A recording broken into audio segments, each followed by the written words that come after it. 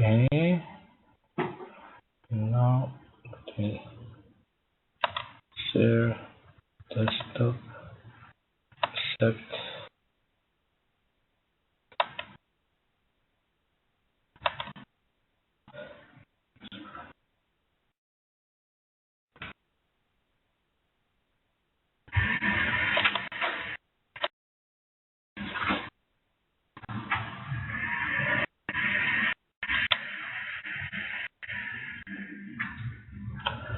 Okay. I think it works now.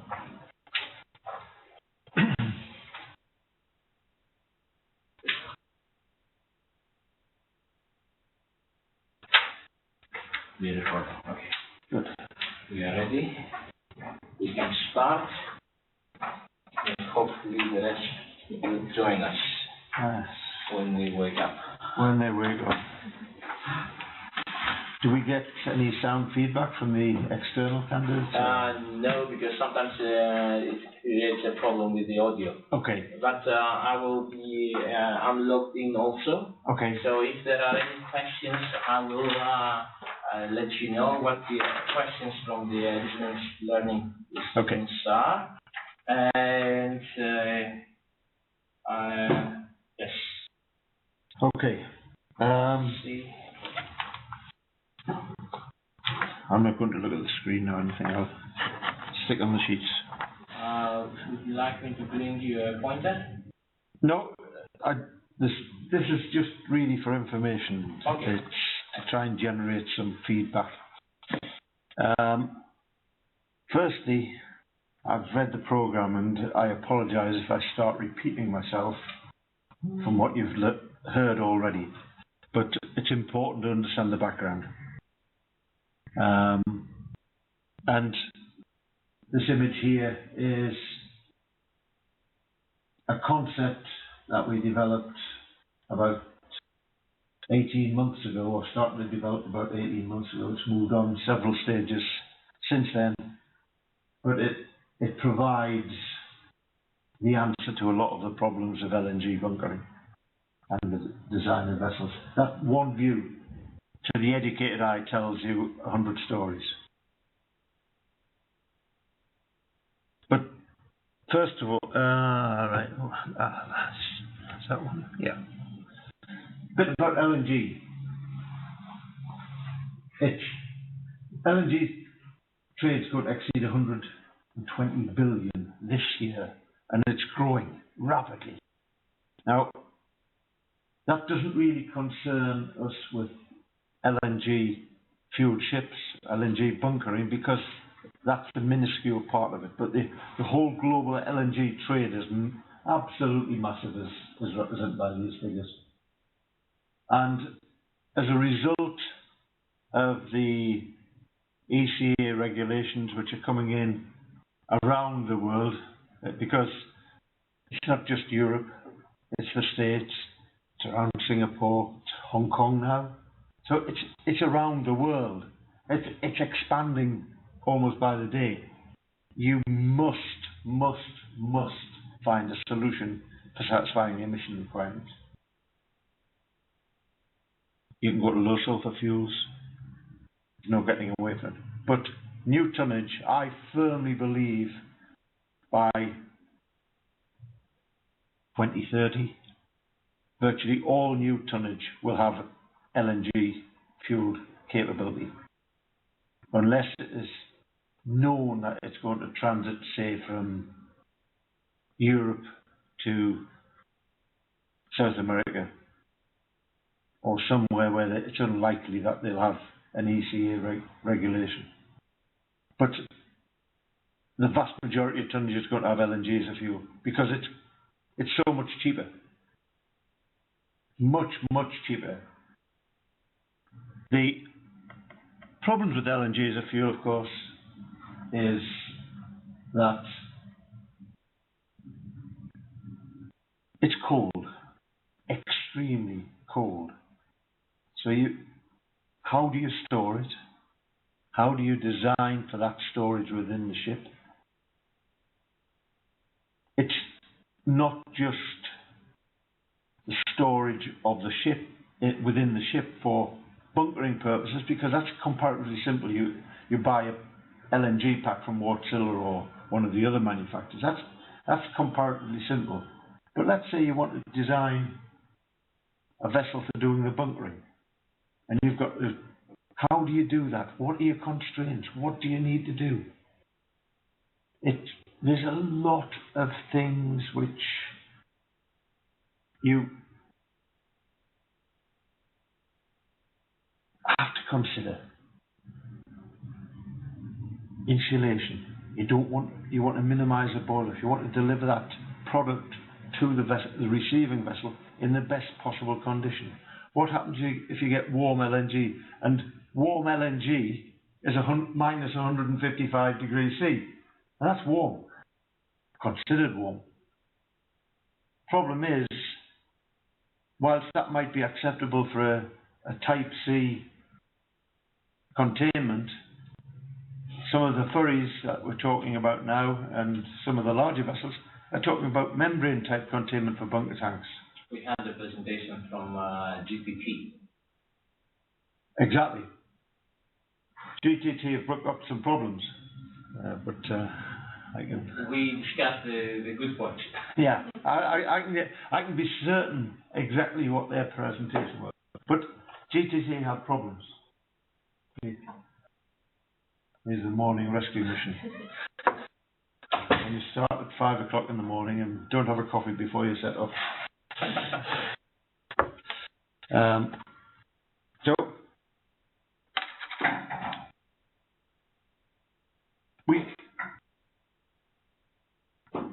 one of the things you have to consider when you're doing bunkering operations is you really, really, really have to think about the whole operation. You can't just think, oh, I'm going to store the fuel in the tank. I'll pump it the way conventional pumping systems for oil.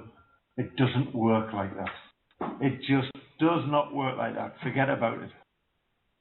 There's vapor return. There's boil off. There's 1,001 considerations. So all of these things have to be brought into the design of the vessels. Now, I'm not going to go too much into the design of the vessels now. I'll do that later on. But this is what I was saying. How do you comply with the regulations? Distilled fuels, low sulfur fuel oils, expensive. Liquefied natural gas, heavy fuel oil and scrubbers. This is what everybody sees as a simple solution. Fitting scrubbers on ships is a nightmare. Ships aren't designed. You can design a ship to be fitted with scrubbers, but existing ships aren't designed to have scrubbers. Fitting them in is a nightmare. And the thing with scrubbers is you have all of the problems of the disposal of the waste products. So you've got big waste stream management problem. So everything just leads back to LNG at the centre. And that's why I believe by 2030 most new ships will have a capacity for LNG as a fuel. And I think most engines will be dual fuel engines. Because I can readily see that they will change from LNG as a fuel in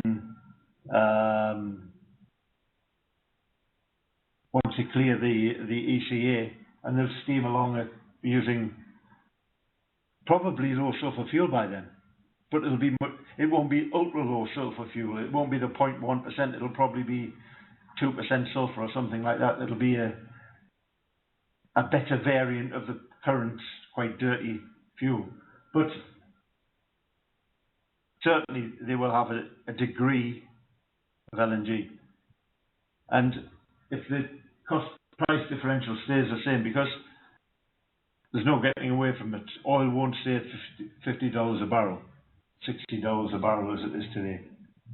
It's going to go up and up and up again, and it'll end up and settle and stabilize somewhere just under the $90, $100 a barrel range, probably within 2 years. And once that happens, the cost of your distillate fuels, the cost of your heavy fuels will be significantly more than the LNG. So it's a no-brainer in my opinion, that it's going to be LNG as a fuel.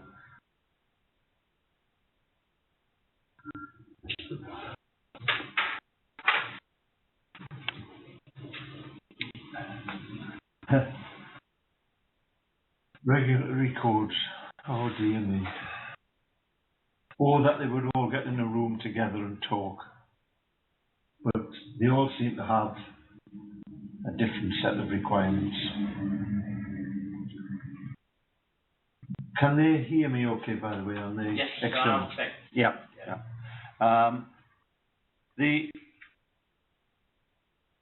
It doesn't matter whether it's IMO, whether it's US Coast Guard, whether it's SIGTO, SGMF, whatever. They've all come up with their own guidelines. I mean, SGMF, gases and marine fuel, safety guidelines for bunkering. That's fine, but that's only one. There's one from ABS, there's one from DNV, there's one from Lloyd's Register, there's one from SIGTO, there's IMO have tried to do one. It's a nightmare. It's a minefield because everybody's got their own idea. They need all to get in a room like this, lock the door, and then come to an agreement. Hopefully they will. There's got to be an agreement because you go and get fuel for your car. What do? The connection is basically the same around the world. There's not much different. It's a pump, and you just squeeze the trigger and it goes in. And it's the right size hole. And hopefully that, you can't put diesel, well, you can't put diesel in a petrol tank. Some people do manage it, but, they try to design around that. But that's the way it should be for the LNG as a fuel. There's got to be a standard.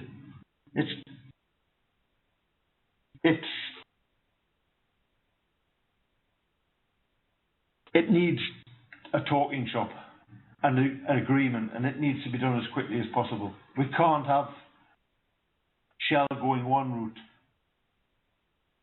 Bonham Lindy going another route, somebody else going another route, and all developing their own connection, because ships aren't like that. Ships like standards. And I spent 25 years at sea, so I think I know a little bit about ships. I've played with ships since I was 16-year-old. And ships really do like standards, standard bunker connections, whether it be a 10-inch connection or whatever, as long as there's a reducer you can fit to a bunker line. It's got to be that way with LNG, but the difference with LNG is because it's so volatile, because of the cryogenic nature of it, you've got to ensure that things are standardized to a degree. Certainly you have to have the same type of connection. You've got to have, I'm not going to go into design just yet. I'll ramble on about it, so get me. Now, class societies. I don't know whether you've talked anything about class societies yet. Yes, and their requirements. Yesterday we had the BV here, okay. Bureau Veritas, Dr. John Kokarakis. Right. And he mentioned the classification society point of view. Yeah. But you are free in order to, let's say, state your thoughts on... Well, class societies, again, all have their own sets of rules.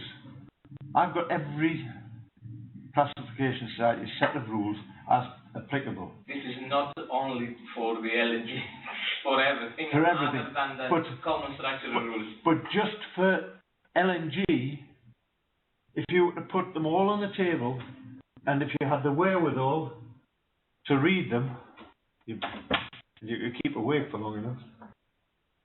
If you had the wherewithal to read them all, they're all different.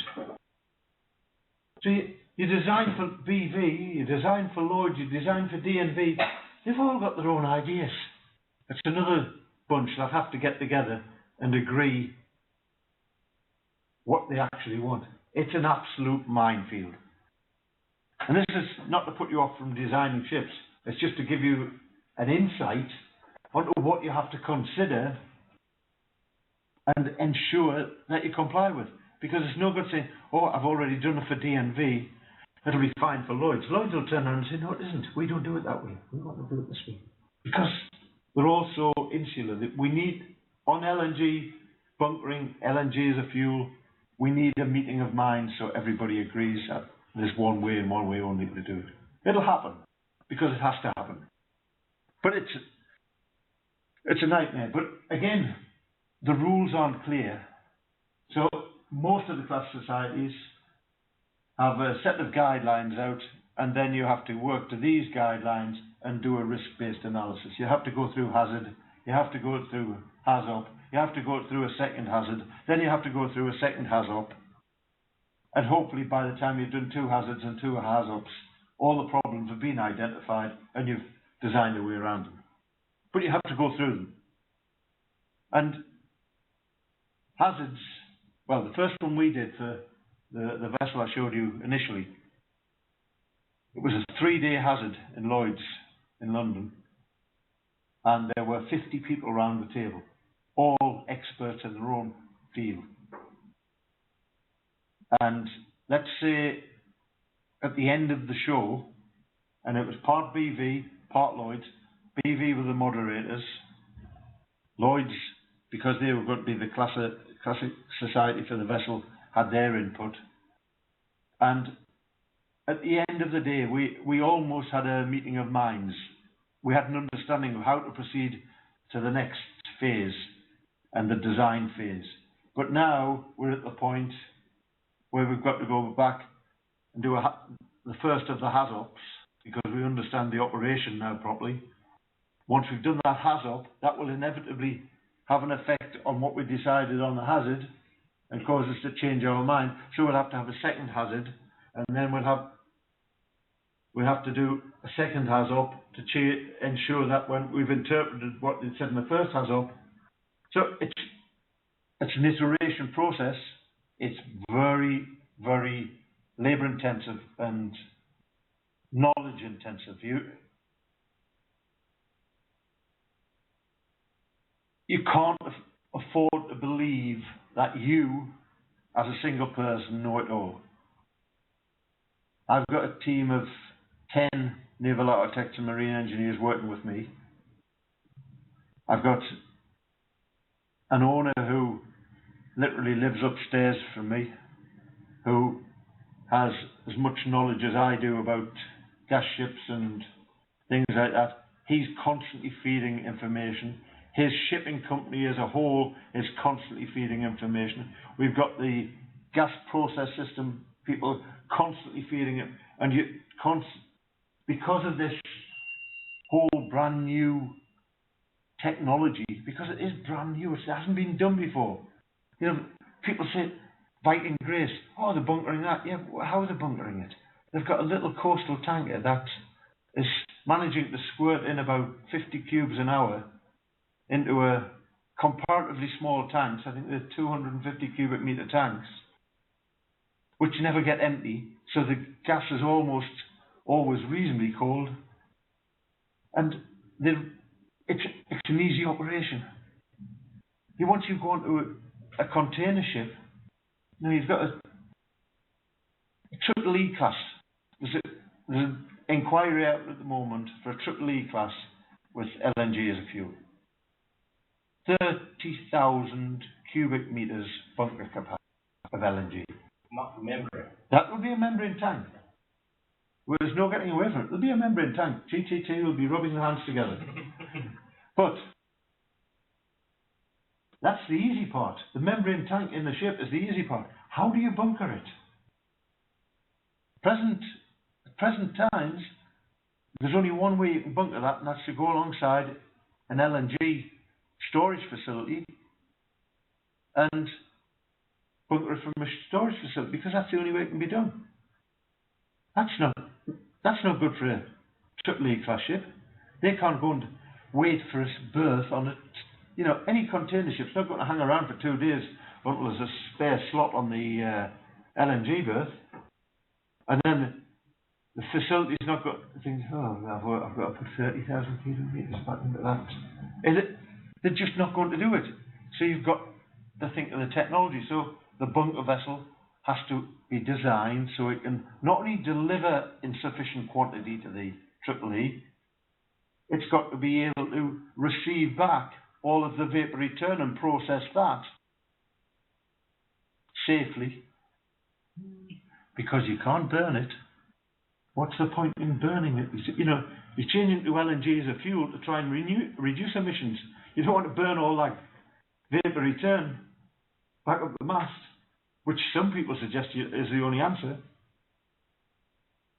One of the oil majors, that certain Dutch company which has a yellow mollusk, I won't mention the name, they've suggested that the maximum bunkering rate is 300 cubic metres an hour. Well, that means that this MoS ship is going to take 100 hours. Can you see a container ship sitting for 100 hours to be bunkered? Not a cat in hell's chance. 1,000 hours. Sorry, it's 1,000 hours, isn't it? Is it 300?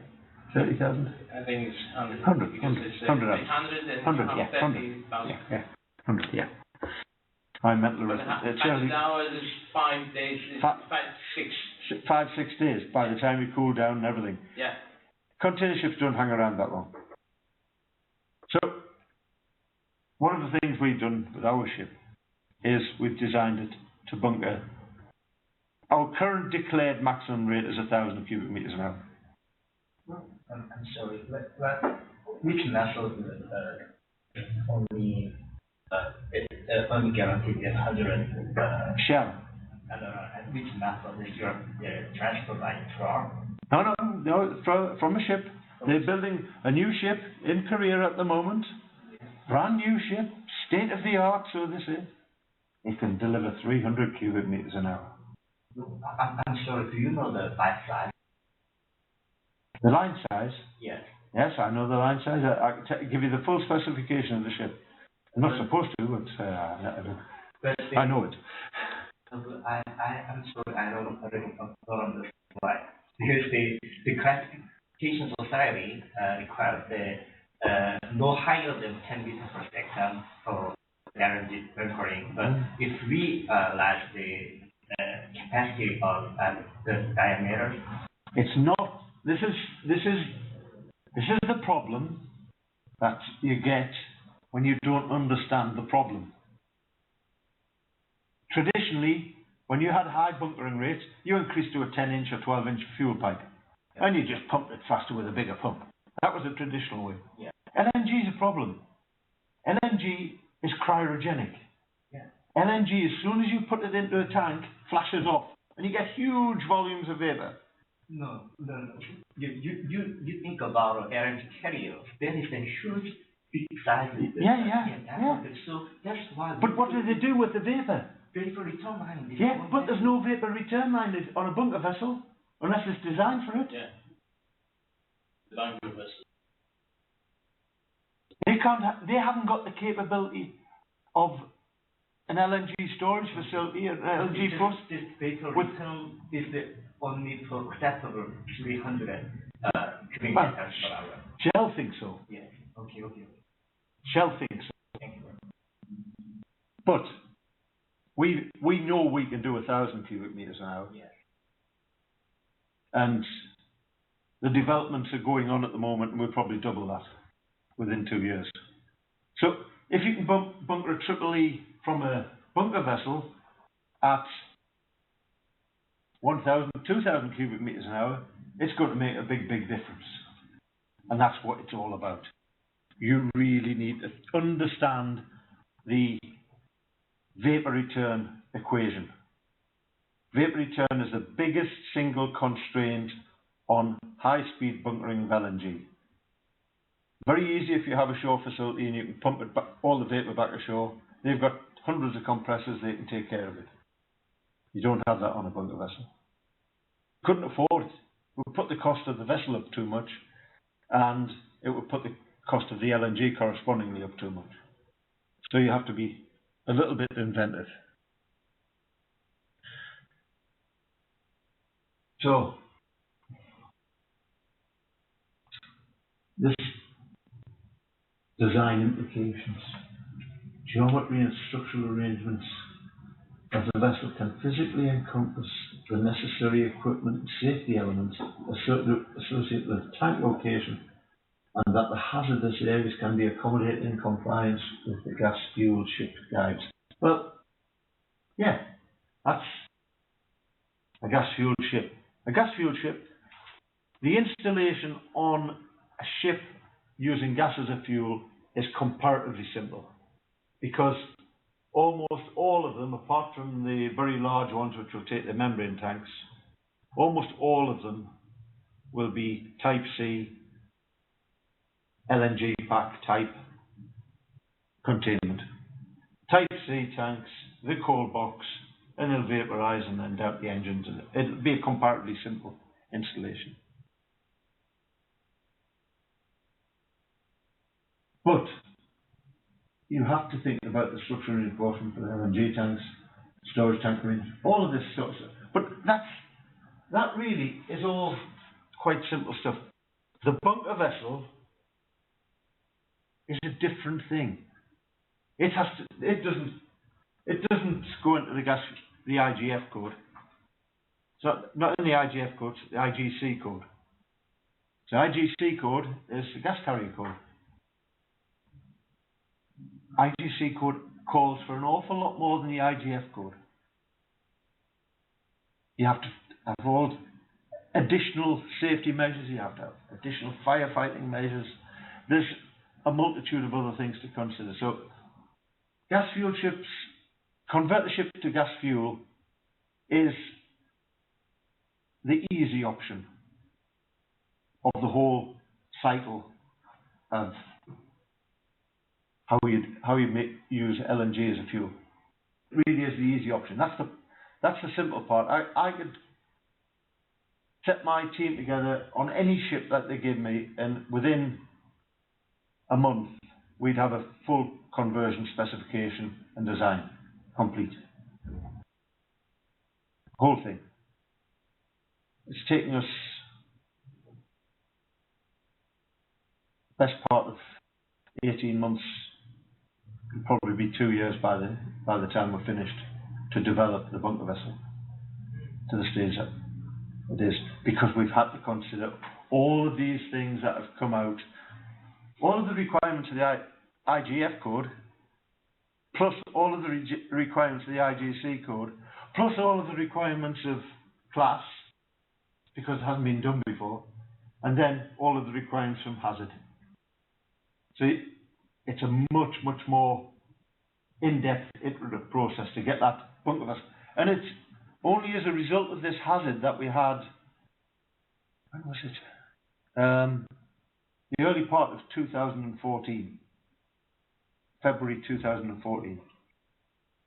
That was when it was really identified problem of vapor return and increased bunkering rates.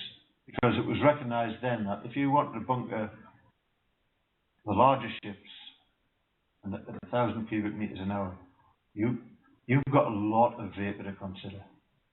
A lot of vapour. And there's all sorts of, I'll call them clever technologies, because they are clever technologies, but they're limited in capacity. So it's almost got to be a hybrid of clever technologies to make that capacity infinitely better. And you've got to bring those technologies together to make them work is the really clever part.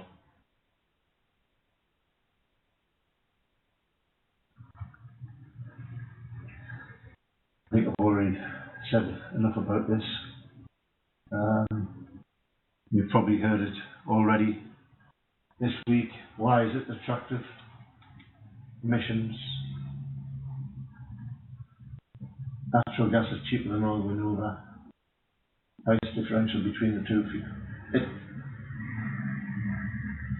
BP, by 1935, 11% of the world fleet will use gas as primary fuel. Well,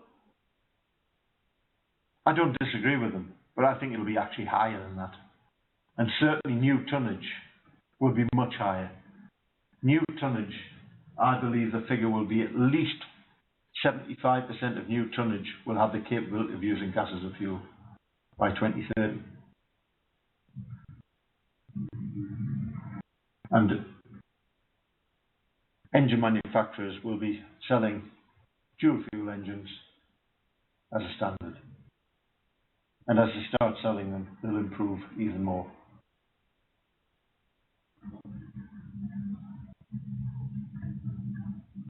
This is just a little bit of history.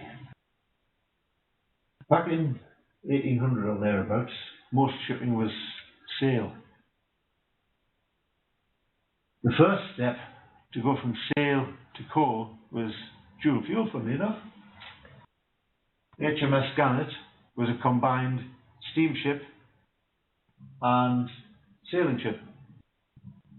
Just as a little bit of history, HMS Gannet was powered by a triple cylinder Scotch boiler and a horizontally mounted steam engine. It wasn't vertically mounted, it's horizontally mounted across the ship. If you want to go and see HMS Gannet, historic dockyard in Chatham is well worth a visit. It's been fully restored. It is a fabulous, fabulous vessel. From this phase, as coal to oil, it was done very, very quickly as a result of the requirements of the war, the First World War. It happened in about 5 years. Now, we've got the Viking Grace with its little tiny bunker vessel, or its road tankers, depending on which port it's in. But I believe from now, say by 2030, nearly all new tonnage will be doing this sort of operation.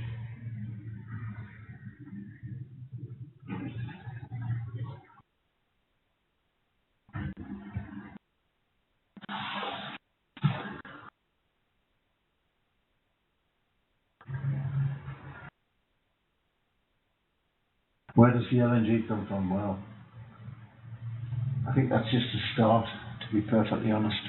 We're finding LNG everywhere. I mean, I haven't mentioned Canada there. The developments in Canada at the moment is absolutely phenomenal. They haven't mentioned USA. Phenomenal amount of shale gas. Virtually every port in the USA and Canada now is getting a gas line to it, and they've got what they call peak shaving plants. So when the peak demand has dropped and the gas lines are being pressurized, they're liquefying it and putting it into storage for export. And the western seaboard of the States and Canada, the developments there is phenomenal. So there's any amount of LNG around, and that will only help keep the price down. Try and keep the oil majors honest with their pricing structure.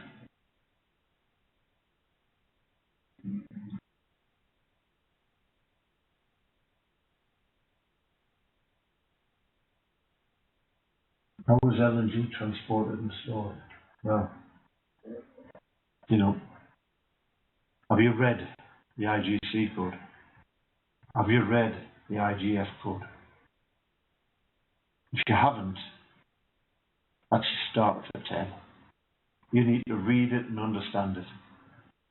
Don't worry about the technicalities of the collision loads necessary for the cargo tanks and things like that, because whoever you go to for your cargo tank manufacturer, they have to take account of all that. Leave that to the experts. Just concentrate on how you have to absorb those loads into the ship. It's enough to worry about. I take it, I should have asked earlier, are we naval architects, marine engineers, or? All of us. Some of the students who are let's say, following this class from a distance. They are not, but most of the students here are naval architects and marine engineers. Okay. I'm a marine engineer. As I say, I started when I was 16. 67 now, so 51 years playing with ships. I think I know about them. The IGF code does not technically cover bunkering system. Sorry? The IGF code does not cover. No. IGC code covers the bunkering ship. Yes, that's right. That is because, but that is treating as a cargo, not fuel. Believe me, every bunker vessel will be a gas-fueled ship.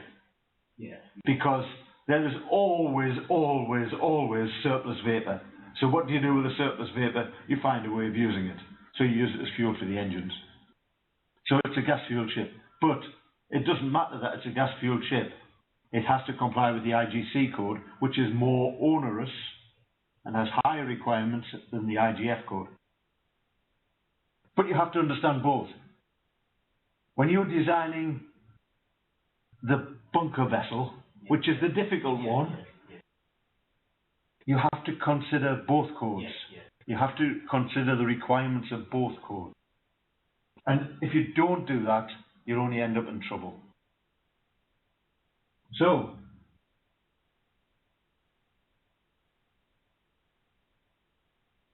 double hull vessels specifically designed to handle low temperature LNG. What do you think is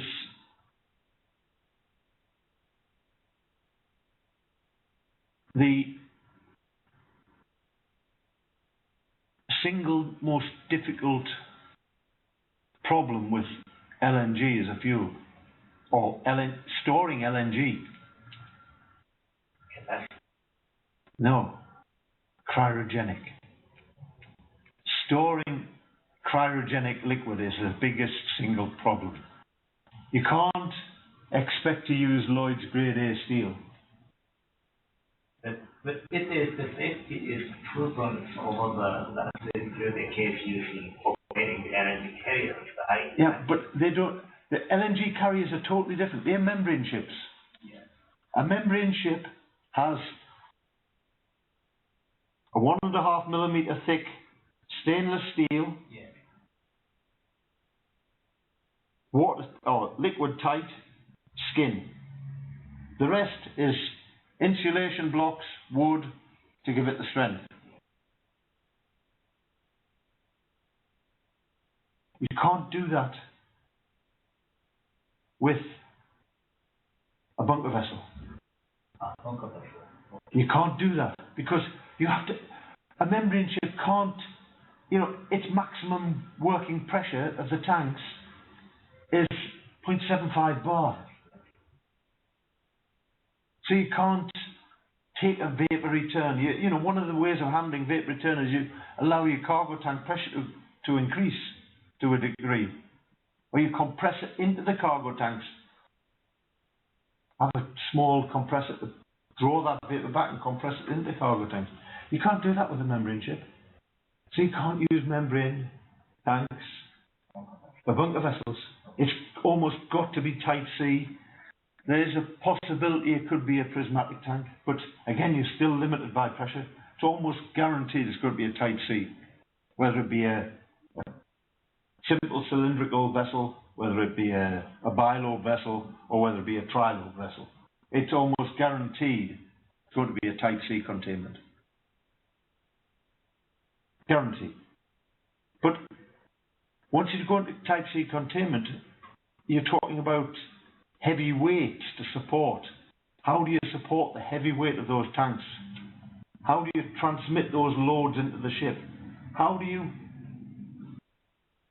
transfer or not transfer, as the case may be, the cryogenic loads into the ship? You've got to use special steels. You can't use Lloyd's Grade A on a saddle that supports these tanks. Use Lloyd's Grade A and first thing that happens is it cracks and the tank falls down. No good. So you're starting to use special steels. So you then have to do a full finite element analysis of the temperature gradient across the supporting structure. I'm sure in the IMO regulations, bunkering vessel is considered LNG carrier technically. So why don't we think about design the bunkering vessel with the similar technology to LNG carrier? Because bunkering vessel has to meet the IEC code definitely. So why don't we make a big size of the bunkering vessel?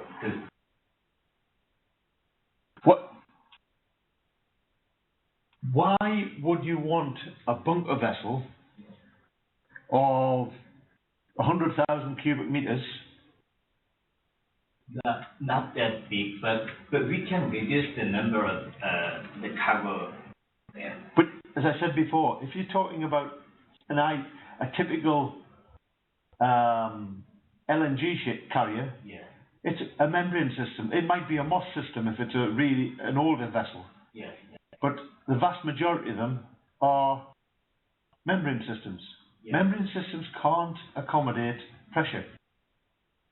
They can't accept an overpressure. Yes, But then, another thing, of course, is cost. Membrane systems are much, much more costly than Type C containment. Yeah. And the Type C is very small, and we need. No, Type C is not very small. No. It's just one cylinder. I thought that the one cylinder could be just 2,500 meters. The ship that we are building at the moment is 3,850 cubic meters, one tank. The one which is that is a single cylinder. Okay. These two double. Yeah. Yes. We're developing a bilobe at the moment, which has a capacity of 6,500 cubic meters.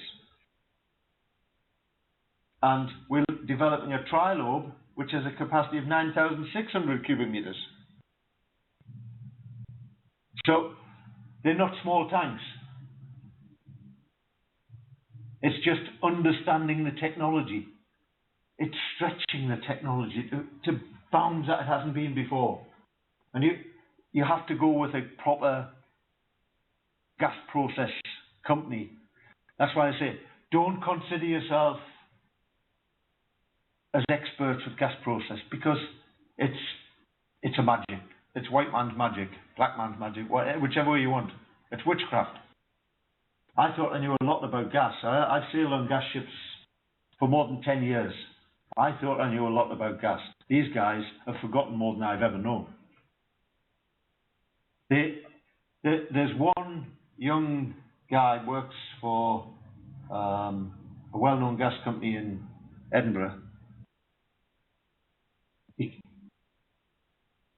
We gave him what we thought was a sensible scenario of on an Excel spreadsheet of how much boil-off gas, how much vapour we'd have to consider, and all of the considerations as a result of this hazard. And it was about an A3 sheet with about 20 columns and maybe similar number of rows and an answer at the end, and it came out to whatever.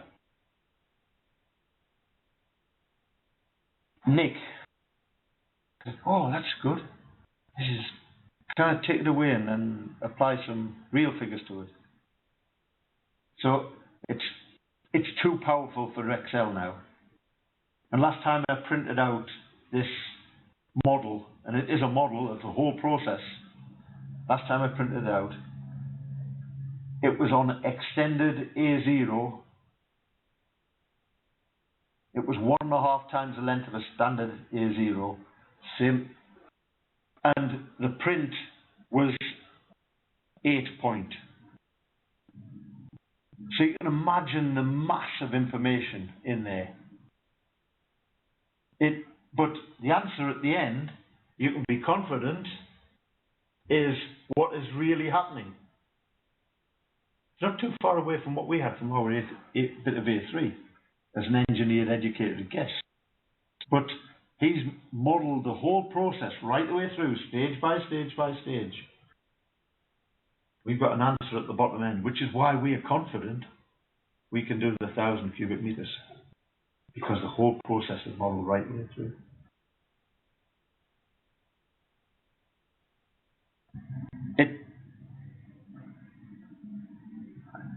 As naval architects and marine engineers, we understand ships. We have an understanding of gas process. We are not gas process engineers. Don't enter that field. Leave it to the experts. You can't do it. You need to study cryogenics. You need to study thermodynamics, and not at the level that certainly I did it when I was your age. No, I did elementary thermodynamics, and I have an understanding of them. But these guys should be, well, probably are. You know, they could do the thermodynamics for the shuttle or something like that. You know. So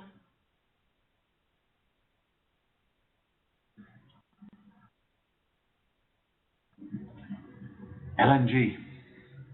What happens? It comes. Let's say it's loaded onto the LNG carrier in the Persian Gulf somewhere, in Kuwait, Oman, or wherever. Not Oman. Halfway down the Gulf, where the World Cup's going. Qatar, where the World Cup's going to be. Let's say it's loaded there. It's loaded there, straight out of the refinery, minus 163. Nice and cold.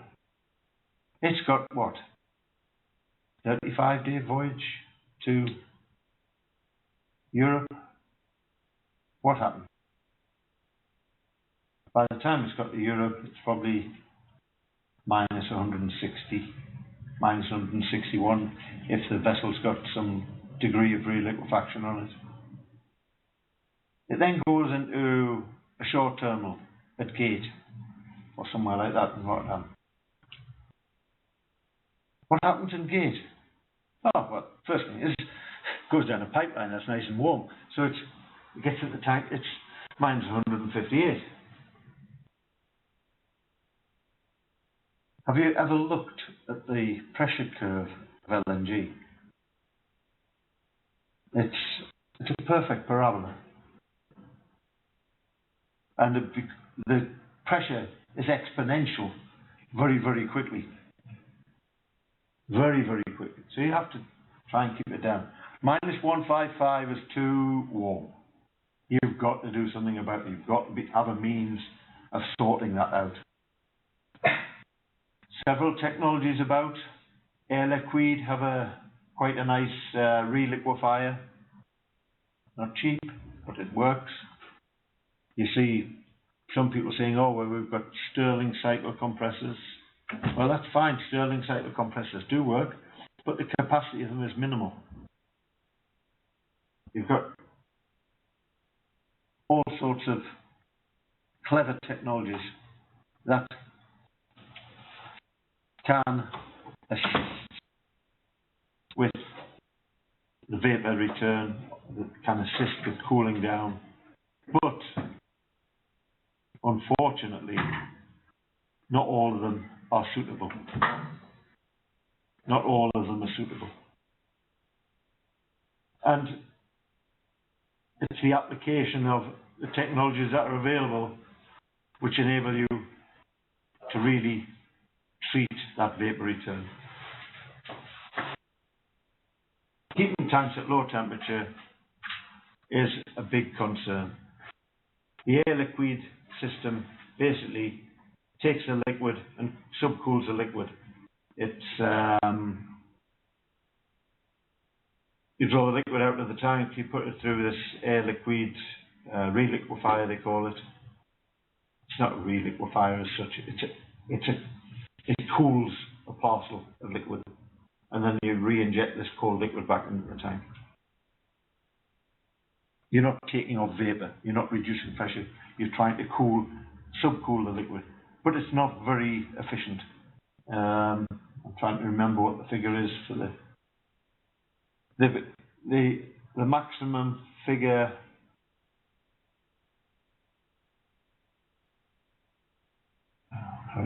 Memory's gone. 2 tons per day seems to stick in my head. But they've just increased the size. They've moved up a step. If you go to Air Liquid's website, you'll find out a little bit about them. There's a 350, and they've just taken, which the 350 refers to the amount of kilowatts cooling power there is. But there's a new 550 as well, which I think there's 5 tons a day, if my memory serves me correctly. But it's subcooling by using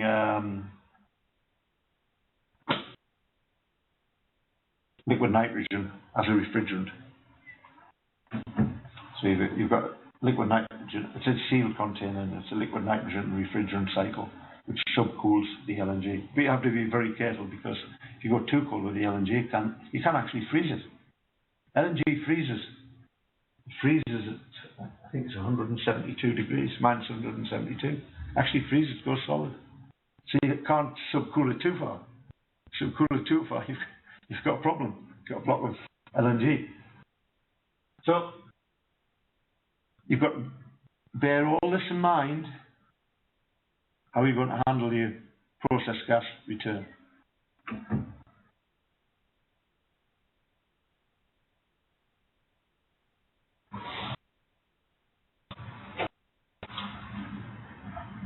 This is what I was talking about at the very start.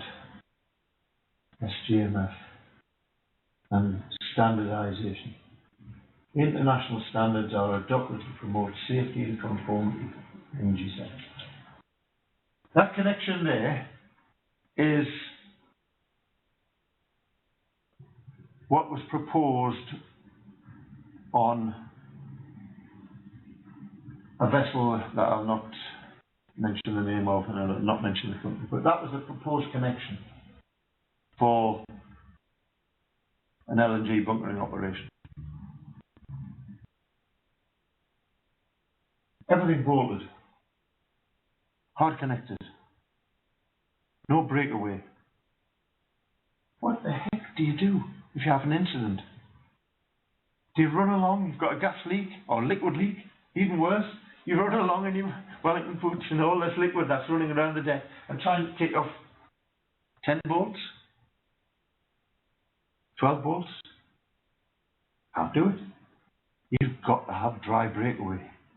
You've got to have a coupling which will break under tension and break away dry. You don't want any more liquid about. If you've got a problem, you don't want liquid about. There was an accident like that in Norway, wasn't it? Yeah. You've got to have dry break couplings. You've got to design for the worst imaginable disaster. You must do that. If you don't do that, it's a disaster waiting to happen. And that's why standardization is so important. And in reality, SIGTO and SGMF are the people to lead on the standardization. You can't expect class societies to do it. You can't expect IMO to do it. But these two gas terminal operators, SGMF, gas-fueled ships society, they're the people that need to get together and sort out the standard. Because without the standard, it's a disaster waiting to happen.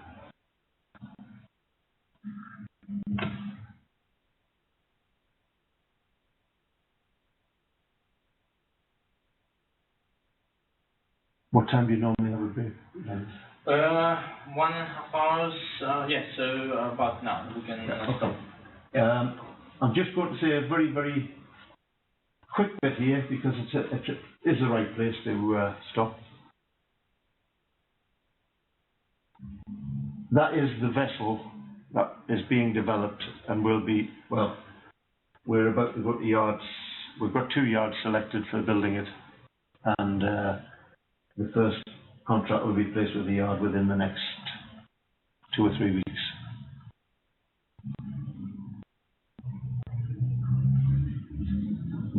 I'm not going to tell you too much about it because it's highly confidential. Don't mind you looking at the pretty picture. But it answers all the questions. It will pump 1,000 cubic meters an hour. It will handle vapor return at that pumping rate. It can cool down a receiving vessel. It can supply inert gas to the receiving vessel to enable it to gas-free. It can do everything that you can conceivably imagine is required for a bulk vessel. And actually for the Maersk size, typically it will do this in 1/3 of Well, that's the target for the bunkering. The size for that is 7,500 cubic meters delivered. Okay.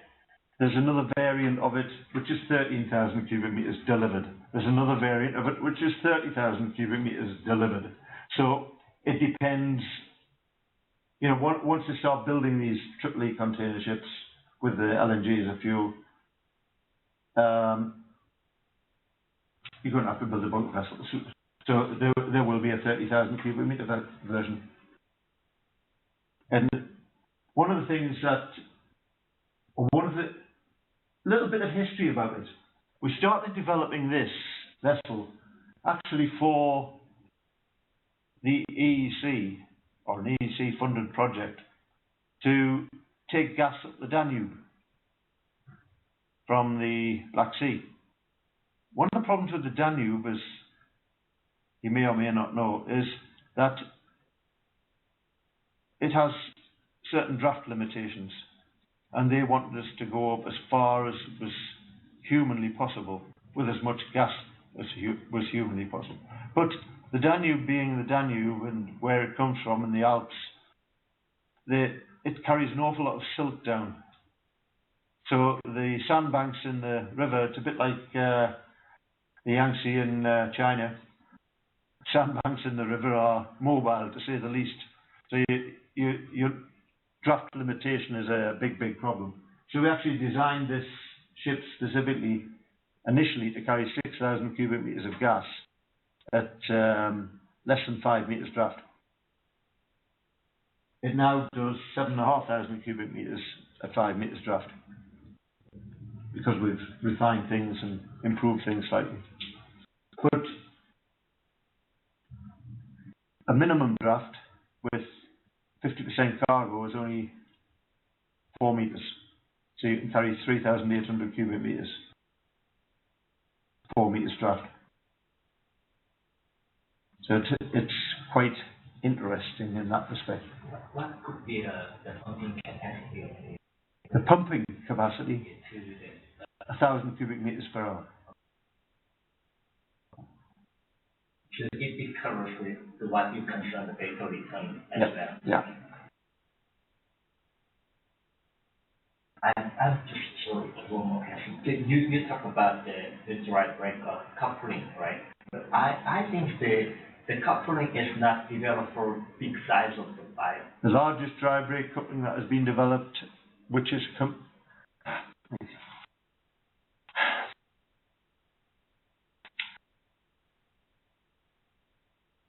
commercially advertised, is 8-inch.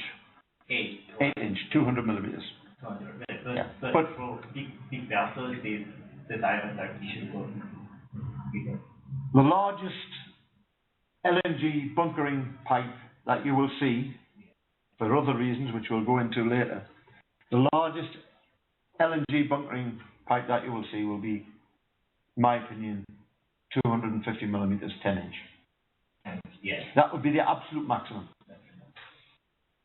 And it's unlikely that you'll get that on anything other than the triple E size vessels. Reasoning behind it is you have to handle the hoses. Handling hoses, 10 inch cryogenic hoses, they become very, very stiff. You know, you've got 10 inch pipe that's frozen solid.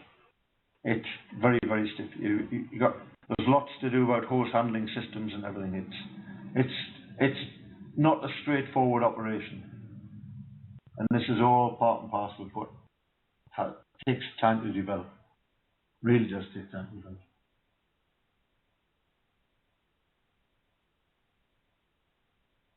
That vessel does it all and delivers 1,000 cubic meters an hour.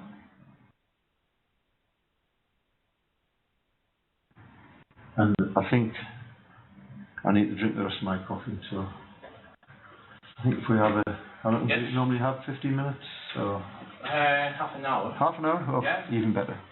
Even better. Thank you very much. Recording at this moment. Let's ask for any questions.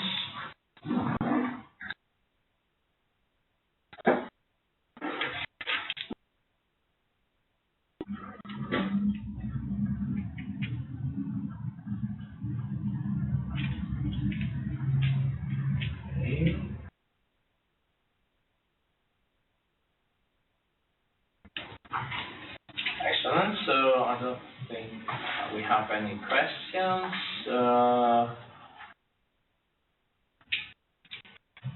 I have Andrea, Philippa saying no. Let me ask Walmart and University.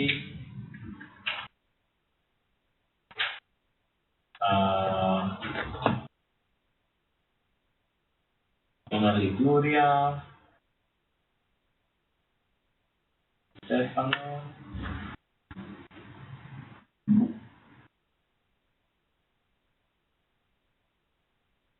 Kayla.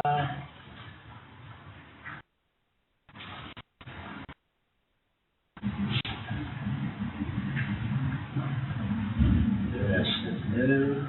Yeah. Just like that. Good. Unity. See. Give them some time in order to see whether they have any questions. I didn't see anything coming, so I'll perhaps do them all at the end. I'm sure there'll be more. At the end, okay, no problem. Let me stop recording here.